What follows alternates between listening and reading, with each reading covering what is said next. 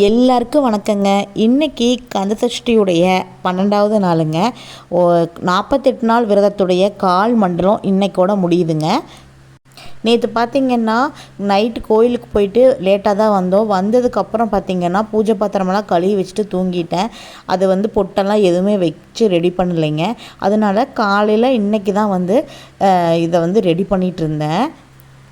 வீடு துடைக்கிறது, பூஜை பாத்திரம் கழுவுறதை பற்றி கேட்டிருந்தீங்க.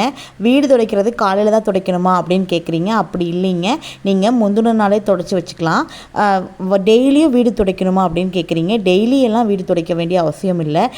நான் பார்த்திங்கன்னா வாரத்தில் ஒரு தடவை இல்லைன்னா வாரத்தில் 2 தடவை அந்த மாதிரி வீடு துடைச்சிக்குவேங்க.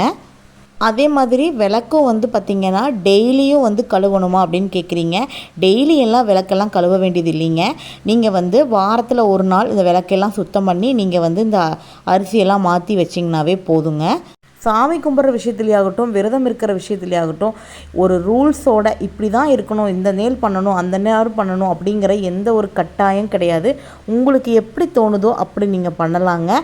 மனசு ஒரு நிறைவாக, ஒரு நம்பிக்கையாக நம்ம சாமி அப்படிங்கிறது மனசு சுத்தமாக நம்ம கும்பிட்டாவே போதுங்க. நீங்கள் டெய்லியும் வீடு துடைக்கணும், டெய்லியும் பூஜை ரூம் கழுவணும், டெய்லியும் விளக்கு கழுவணும் அப்படின்னு சொல்லி உங்களை நீங்களே எந்த வித ஸ்ட்ரெஸ்ஸும் பண்ணிக்கவே வேண்டாம். விரதம் இருக்கிறது அப்படி தான். உங்களுக்கு எது ஒத்து வருமோ அந்த மாதிரி விரதத்தை நீங்கள் கடைபிடிச்சிக்கலாங்க.